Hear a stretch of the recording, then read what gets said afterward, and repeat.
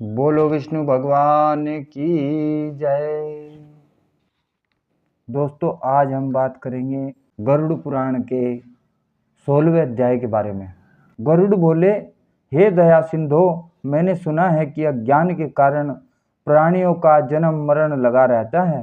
अब मैं सनातन रूपी मोक्ष के उपाय को सुनना चाहता हूँ। हे देव देवेश, हे शरणागत वत्सल, सब दुखों से व्याप्त इस असार तथा भयानक संसार में नाना प्रकार की योनियों में अनंत जीव राशि हैं जो उत्पन्न होते और मरते हैं। इस जन्म मरण के चक्कर का अंत नहीं है। वे सर्वदा दुख भोगते हैं, कोई भी सुखी नहीं रहता। हे प्रभु मुक्तिनाथ, इसलिए आप ऐसा उपाय कहें जिससे वे मुक्त हों। श्री भगवान ने कहा कि हे गरुड़ सुनो, तुम जो पूछते हो वह कहता हूँ। जिसके सुनने मात्र से ही नर संसार के आवागमन से मुक्त हो जाता है। तो क्या कहते हैं भगवान कि पर ब्रह्म स्वरूप काल रहित सर्वज्ञ सर्वकर्ता सबके ईश निर्मल हृदय शिव हैं। भगवान शिव को ही सबका ईश्वर बताया है।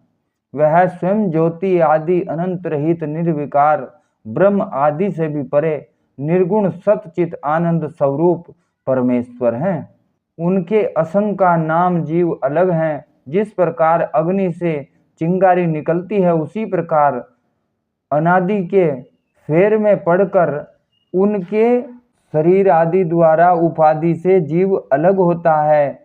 पुण्य तथा पाप रूपी यंत्र से जकड़े रहने से सुख या दुख मिलते हैं। जीव अपने कर्म के अनुसार प्राप्त हुए शरीर, आयु, भोग न विनाश होने वाली अपनी अपनी जाति में भोगते हैं। प्रत्येक जन्म में यह भोगते हैं। हे गरुड़, फिर मोक्ष तक अविनाशी लिंग शरीर मिलता है। अस्थावर कीड़े पक्षी, धार्मिक नर देवता आदि मोक्ष की कामना करने वाले ये कर्मानुसार स्वेदज, अंडज, उद्भिज, जरायुज 4 प्रकार के जीव हजारों बार शरीर को धारण करते तथा मरते हैं। अपने पुण्य प्रभाव से मनुष्य योनि में जन्म लेते हैं। ज्ञानियों को मुक्ति मिलती है। 84 लाख योनि में जीवों को जन्म धारण करना पड़ता है। मनुष्य योनि के बिना अन्य योनि में तत्व ज्ञान नहीं होता। भगवान कह रहे हैं, लाखों बार संसार में जन्म लेने के बाद यदि पुण्य पुंज रहा तो जीवों को कभी मनुष्य जन्म से लाभ हो जाता है। यानी कि हमें पुण्य कर्म करने चाहिए। इस प्रकार मोक्ष साधन स्वरूप अप्राप्य मनुष्य योनि को प्राप्त कर अपने तारण का उपाय जो नहीं करता, उससे अत्यधिक पापी अन्य कौन होगा। इसलिए हमें अच्छे कार्य करने चाहिए। नर के हाथ पैर आदि रमणीय हो, उत्तम वंश में जन्म प्राप्त कर अपने हित की बात को नहीं सोचे तो वह भ्रमघाती होता है। बिना देह के किसी को भी पुरुषार्थ नहीं होता। इसलिए शरीर रूपी धन की रक्षा कर पुण्य कर्मों का साधन करे। सदा आत्मा की रक्षा करे, क्योंकि आत्मा से ही सब कुछ होता है। इसकी रक्षा में यत्न करना चाहिए, क्योंकि जिंदगी बनी रहेगी तो अनेक शुभ अवसर प्राप्त होंगे। गया हुआ गांव, खेत, संपत्ति, मकान आदि फिर मिल जाएगा और शुभ अशुभ कर्म बार बार होता रहेगा, पर दोबारा मनुष्य शरीर फिर नहीं मिलेगा। इसीलिए पंडितों को उचित है कि वह अपने शरीर की रक्षा के उपाय करते रहें, क्योंकि कोढ़ी आदि रोगी भी मरने की इच्छा नहीं करते हैं। शरीर की रक्षा से धर्म, धर्म से ज्ञान, ज्ञान से ध्यान योग होता है, जिसके द्वारा तुरंत मुक्ति हो जा सकती है। अहित कार्यों से यदि आत्मा वह अपने को न बचाया तो फिर अन्य कौन हितकारी है। जो आत्मा को तार देगा, जो मनुष्य इस जन्म में नरक रूपी रोग की औषधि नहीं करेगा, तो वह पशु आदि योनियों में जाकर नरक व्याधि की दवा क्या करेंगे। शरीर में बुढ़ापा आने से पहले अनेक कर्मों से संसार में बीतने वाले काल का ज्ञान नहीं होता। यह बड़े आश्चर्य की बात है। प्राणी अपने हित रूपी सुख दुख को नहीं पहचानते। कोई उत्पन्न हो रहा है, कोई मर रहा है, कोई आपत्तिग्रस्त है, कोई क्लेश भोग रहा है। ये मोहरूपी शराब के नशे में मस्त हैं, फिर भी उन्हें कुछ भी भय नहीं होता। संपत्ति स्वप्नवत है, युवावस्था पुष्पवत है, आयु बिजली की तरह है। इन बातों को जानकर किसको धैर्य होता है? 100 वर्ष का जीवन भी बहुत थोड़ा है, उसमें भी आधा जीवन सोने और आलस्य में व्यतीत हो जाता है।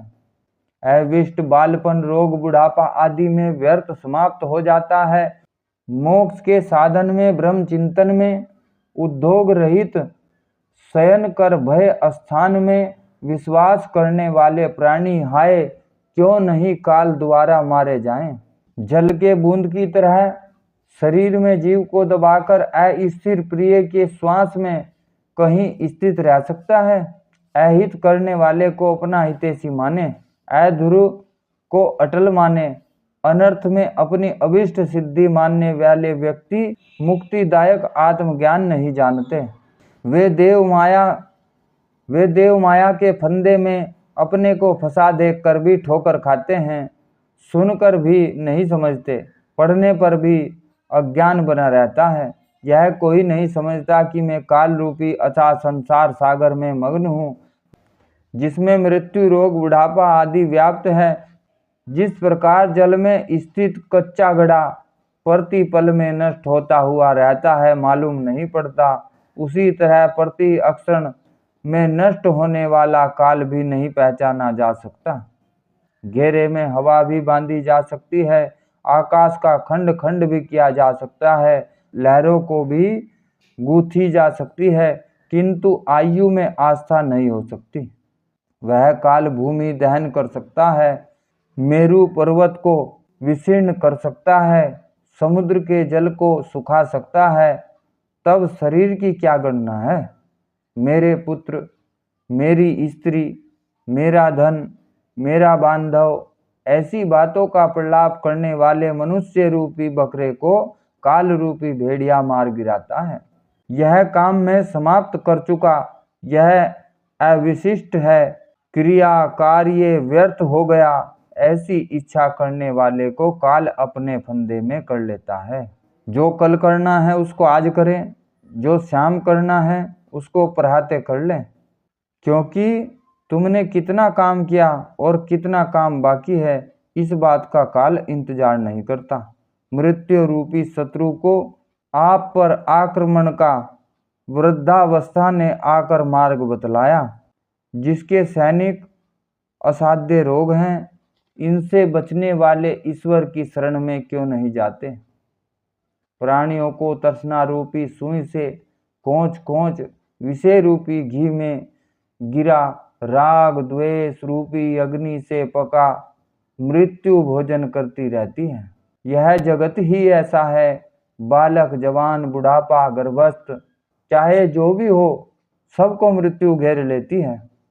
जब जीव अपने शरीर को ही त्याग कर यमपुरी चला जाता है, तो कैसे स्त्री, माता, पिता, पुत्र आदि संबंधी कहे जाएं? यह संसार दुख का खजाना है। जो इसके प्रपंच में रहता है वही दुखी होता है। जिसने इस संसार का त्याग किया वही सुखी हो गया, अन्य नहीं।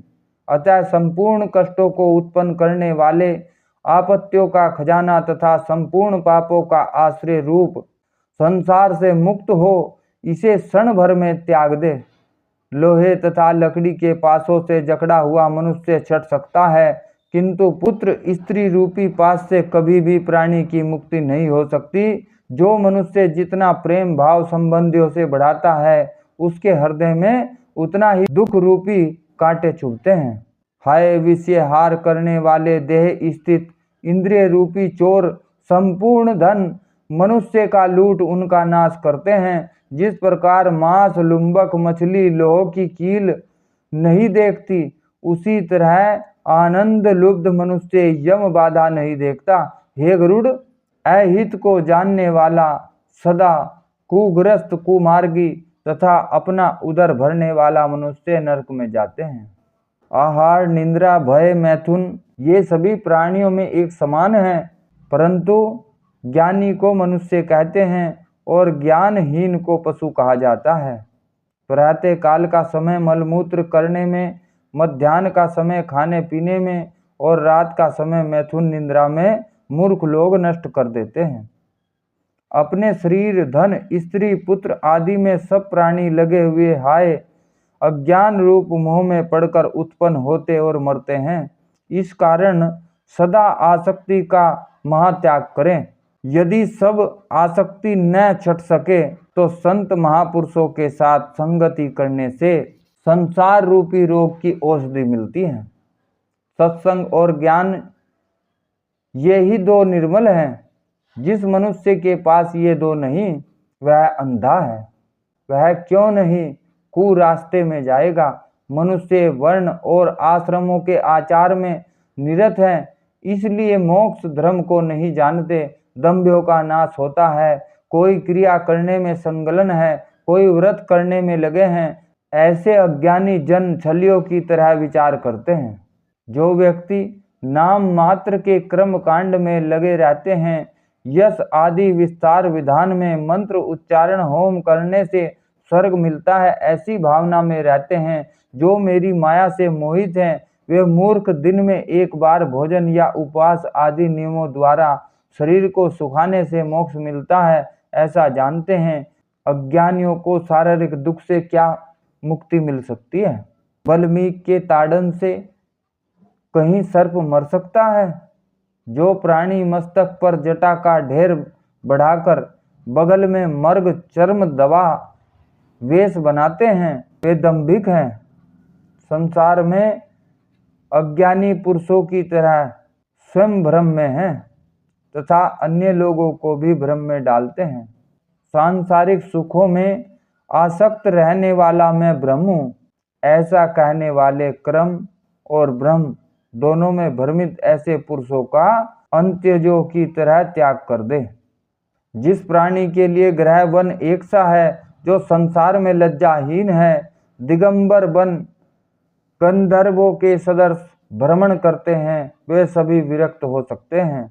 यह मृत्तिका तथा राखी लगाने से मनुष्यों की मुक्ति हो जाए तो कुत्ता भी नित्य मिट्टी राखी में लौटने से मुक्त हो जाएगा।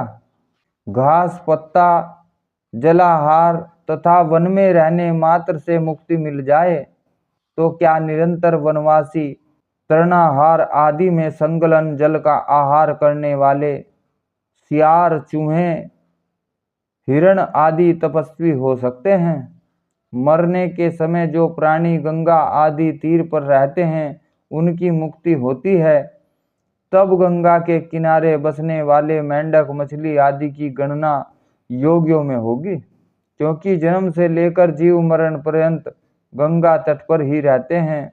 कंकड़ाहारी और पृथ्वी जल का पान नहीं करने वाले व्रतियों को मोक्ष मिलता है, तो कबूतर सदा कंकड़ खाते हैं। पपीहा कभी भी भूमि का जल नहीं पान करता, तो क्या दोनों व्रत धारण करता माने जाएंगे। हे गरुड़, कर्म तो लोक रंजन कारक है, मोक्ष का तो साक्षात कारण तत्व ज्ञान है। हे गरुड़, षड दर्शन रूपी महाकूप में गिरे प्राणी परमार्थ को नहीं जानते, वे पशु हैं तथा पशु बंधन में बंधे हैं। वेद शास्त्र रूपी घोर समुद्रों में इधर उधर ग्रंथ पढ़ने के चक्कर में पड़े हुए कुतार्किक जन शोक आदि 6 लहरों के चपेटे में पड़ डूबते उतराते हैं। वेद शास्त्र पुराण पढ़कर परमार्थ ज्ञाता नहीं होते, वह विडंबना कोए की बोली की तरह व्यर्थ है। यह ज्ञान है, यह बात जानने योग्य है। इस चिंता में पड़ते अहरनिशि शास्त्र पढ़ते हैं, फिर भी परमात्म तत्व का ज्ञान नहीं होता। काव्य और अलंकार से शोभित वाक्य छंदों से संलग्न चिंता से दुखित रहते हैं, वे व्याकुलेंद्रिय मूर्ख हैं। अन्य प्रकार से परम तत्व ज्ञान होता है, परंतु मनुष्य शास्त्रों को पढ़ कष्ट भोगते हैं। शास्त्रकारों का भावना सुंदर होती है, पर लोग उसका अर्थ दूसरी तरह से करते हैं। जिनको गुरु उपदेश नहीं मिला वे धूर्त जन अहंकारी हैं। वे स्वयं परम तत्व का अनुभव नहीं करते, अन्यों को उपदेश आदि मुद्रा से भ्रम ज्ञान उपदेश देते हैं। कुछ जनगण वेद शास्त्र को पढ़ते हैं, आपस में ज्ञान का सदुपयोग देते हैं। जैसे कलछी दाल में रहती हुई उसका स्वाद नहीं जानती, वैसे ही वे परम तत्व को नहीं जानते। कितनी सुंदर बात कही। पुष्प को मस्तक धारण करता है, उसकी गंध नाक जानती है, उसी प्रकार वेद शास्त्रों को पढ़ते हैं, परंतु शास्त्राशय के ज्ञाता विरले होते हैं। मूढ़ आत्मजन तत्व को न जानकर शास्त्रों के अज्ञान में पड़े रहते हैं। जैसे अज्ञानी गडरिया बकरी के बालक को गोद में लेकर भी कूप में ढूंढे, सांसारिक मोह नाश के लिए शब्द बोध समर्थ नहीं हो सकता। जैसे दीपक के बिना उसके शब्दों उच्चारण से अंधकार दूर नहीं होता, जिस प्रकार किसी अंधे के हाथ में शीशा दिया जाए तो वह अपना मुख नहीं देख सकता, उसी प्रकार अबुद्धिमान का पढ़ना व्यर्थ होता है। अतः प्रज्ञावानों को तत्वज्ञान का लक्षण कहा है। यह जाना, इसको जाना, यह सब सुनने की इच्छा है। किसी की आयु वेद गणना अनुसार दिव्य 1000 वर्षों की हो, पर शास्त्र का खात्मा नहीं होता। शास्त्र असंख्य हैं, हर प्राणियों की आयु अस्पल्प है, उससे भी विघ्न बहुत है। अतः शास्त्रों का सार निकाल लें। जैसे हंस जल से दूध निकाल लेता है, जो बुद्धिमान प्राणी है वे शास्त्रों का अभ्यास कर परम तत्व को ज्ञान शास्त्र को उसी तरह त्याग कर देते हैं, जैसे चावल की इच्छा करने वाले भूसी का त्याग कर देते हैं। जैसे अमृत से तृप्त प्राणी को आहार से प्रयोजन नहीं, वैसे ही हे गरुड़ तत्वज्ञानी को अन्य शास्त्र से कुछ कार्य नहीं। हे गरुड़, वेदाध्ययन से शास्त्र पढ़ने से मुक्ति नहीं प्राप्त होती है, ज्ञान से ही मोक्ष मिलता है। न आस्य कारण से, न षट दर्शन के पढ़ने से, न सब कर्म के करने से मुक्ति मिलती है। केवल मुक्ति प्राप्त करने में कारण ज्ञान है। विद्या निर्थक है, गुरु की वाणी ही मुक्तिदार्थ है। वैसे हजारों गट्ठे में एक संजीवनी लकड़ी ही उत्तम है। अद्वैत ही कल्याण रूप ब्रह्म है, जो अपनी क्रिया के उद्योग से न मिले, जो करोड़ों शास्त्रों को पढ़ने से न प्राप्त हो, वह गुरुदेव से मिलता है। 2 प्रकार का ज्ञान होता है, शास्त्र ज्ञान और विवेक से उत्पन्न ज्ञान। शास्त्राध्ययनों उत्पन्न परोक्ष ज्ञान को शब्द ब्रह्म वस्तुतः, विवेक से उत्पन्न अपरोक्ष ज्ञान को परब्रह्म कहते हैं। कोई अद्वैत का, कोई द्वैत का प्रतिपादन करते हैं, किंतु वे द्वैत अद्वैत से विवर्जित समत्व को नहीं जानते। यह मेरा नहीं है, यह मेरा है, यह 2 पद मोक्ष बंधन के निमित्त हैं। यह मेरा इसमें, जंतु बंधन में, यह मेरा नहीं है, इससे मुक्त हो जाता है। वही कर्म है जिसके द्वारा बंधन हो, वही विद्या है जो मुक्ति को देने वाली है। जिसके द्वारा मनुष्य बंधन में पड़ता है, वह केवल परिश्रम कराने वाला कर्म है और केवल शिल्प की निर्गुणता की तरह है। जब तक कर्म किए जाते हैं, जब तक सांसारिक वासना रहती है, तब तक इंद्रियों का चापल्प है, तब तक तत्ववार्ता कहाँ। जब तक देह अभिमान रहता है, जब तक ममता रहती है, जब तक उद्योग में वेग रहता है, तब तक संकल्पों की श्रृंखला नहीं कटती। जब तक मन में स्थिरता नहीं, अब तक शास्त्र का चिंतन नहीं, जब तक गुरु की कृपा नहीं, जब तक तत्व ज्ञान की कथा कहाँ। तप, व्रत, तीर्थ यात्रा, जप, होम, पूजा, वेद, शास्त्र, आगम आदि की कथा जब तक तत्व ज्ञान नहीं होता, जब तक चलती है। हे गरुड़, इसलिए सब प्रयत्न से चाहे किसी भी अवस्था में हो, यदि मुक्ति की इच्छा रखते हो तो सदा तत्वनिष्ठ बने। आध्यात्मिक, अधिदैविक आदि भौतिक तीन तापों से संतप्त जीव मोक्ष रूपी वृक्ष का आश्रय लेता है। उसका धर्म और ज्ञान वे फूल हैं, स्वर्ग मोक्ष ये फल हैं। इसलिए श्री गुरु मुख से ज्ञान द्वारा आत्म तत्व को जानना चाहिए, जिससे घोर संसार बंधन से जंतु मुक्त हो जाता है। सुनो, तुमको इस तरह तत्व ज्ञाता का मरणांत कृत्य कहता हूँ, जिसके द्वारा उसको ब्रह्म निर्वाण संज्ञक मोक्ष मिलता है। अंत समय के आ जाने पर निडर हो अनासक्ति रूपी तलवार से शारीरिक सुख की वासना, स्त्री पुत्री पुत्र के प्रति ममता हटा दे।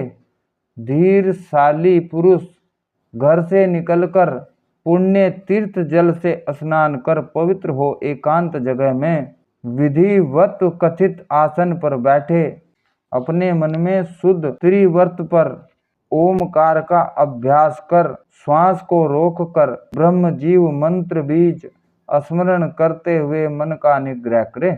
बुद्धि रूप सारथी वाले मन के द्वारा विषयों से रोक कर्म के फेर में पड़े हुए मन को अच्छे कार्य में बुद्धि द्वारा परिवर्तित करे।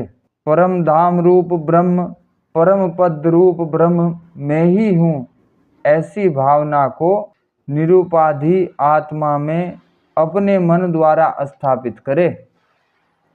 एका अक्षर ब्रह्म ओमकार का जप तथा मेरा स्मरण करते हुए अपने शरीर को जो तत्व ज्ञानी त्यागते हैं, उनको उत्तम गति मिलती है। जहाँ ज्ञान वैराग्य से वर्जित दाम्भिक जन नहीं जाते, वहाँ सुधी जनों को उत्तम गति मिलती है। मैं इस संबंध से तुमको कहता हूँ, जो मान तथा मोह से वंचित हैं, उन्होंने आसक्त रूप दोष को जीता है। अध्यात्म ज्ञान से जो नित्य स्थिर है, जो निष्काम सुख दुख द्वंद्वों से मुक्त हो गए, ऐसे ज्ञानी पुरुष उस परम पद को पाते हैं। ज्ञान कुंडल में सत्य रूप जल भरकर राग द्वेष मल को दूर कर जो मानस तीर्थ में स्नान करता है, उसको मोक्ष मिलता है। बीत रागी हो जो अनन्य भाव से मुझे भजता है, उस पूर्ण प्रज्ञ प्रसन्नतमा को मोक्ष मिलता है। जो घर छोड़ मरणो उत्सुक हो तीर्थ में निवास करता है, मुक्ति अक्षेत्रों में जो मरता है, उसको मोक्ष मिलता है। अयोध्या, मथुरा, माया, काशी, कांची, अवंतिका, द्वारिका, ये 7 पुरियां मोक्ष को देने वाली हैं। हे गरुड़, इस प्रकार ज्ञान वैराग्य सहित सनातन मोक्ष को कहा है, जिसको सुन मोक्ष मिलता है। तत्वज्ञों को मोक्ष मिलता है, धार्मिकों को स्वर्ग मिलता है, पापियों को दुर्गति मिलती है और वे खगादि योनि में पैदा होते हैं और मरते हैं। हे गरुड़, इस प्रकार सब शास्त्रों का सारांश 16 अभ्यर्थियों में मैंने तुमसे निरूपण किया। अब क्या तुम सुनने की इच्छा करते हो? सूत जी बोले, हे राजन, भगवान के मुख से यह सुनकर गरुड़ उनको बारंबार नमस्कार कर हाथ जोड़कर बोले, हे भगवान, हे देवादिदेव, हे नाथ, हे प्रभो, आपने अमृत वचन सुनाकर भवसागर से उद्धार किया। मेरा संदेह दूर हो गया, मैं कृतकृत्य हो गया, इसमें संशय नहीं। ऐसा कहकर गरुड़ चुपचाप स्थित हो ध्यानवस्थित हो गए। जिनके स्मरण से दुर्गति दूर होती है और पूजन योग से सद्गति देते हैं, जो अपने निज भक्तों को मुक्ति देते हैं, वह हरि भगवान मुझे भव सागर से बचावे। बोलो विष्णु भगवान की जय। अथ फल श्रुति। अब हम आपको बताते हैं कि गरुड़ पुराण के जिसने गरुड़ पुराण सुना है उसका फल क्या होता है, उसे क्या फल प्राप्त होता है, उसके विषय में फल श्रुति कही गई है। इसे आप ध्यानपूर्वक सुने। श्री भगवान बोले, हे गरुड़, मैंने अब औधर्व देही क्रिया की कथा कही। जो 10 दिन के अंदर सुनते हैं वे सब पापों से मुक्त हो जाते हैं। पितरों का यह आमुष्मिक क्रम मुक्ति पुत्र की मनोकामना को कहने वाला परलोक तथा इसलोक में सुखदायक है। जो नास्तिक नराधम औधर देहिक नहीं करते उनका जल न पिए, क्योंकि वह मदिरा के तुल्य है, इसमें संदेह नहीं। देवता तथा पितर उसके घर को नहीं देखते, उनके कोप से पुत्र पौत्र दुर्गति को प्राप्त होते हैं। ब्राह्मण अक्षत्रिय शूद्र या अन्य हो जो प्रेत क्रिया नहीं करते उनको चांडाल के समान जानना। प्रेत कल्प को जो सुनाता या सुनता है वो दोनों पाप से मुक्त हो दुर्गति को नहीं प्राप्त होते। जो माता पिता के मृत होने पर गरुड़ पुराण सुनता है उसके माता पिता मोक्ष प्राप्त करते हैं और वह पुत्र संतति वाला होता है। जिसने न गरुड़ पुराण, न गया श्राद्ध, न वर्षोत्सर्ग, न मासिक वार्षिक श्राद्ध किया, उसको पुत्र कैसे कहा जाएगा? वह 3 रण से कैसे मुक्त होगा? अपने माता पिता के तारण में कैसे समर्थ होगा?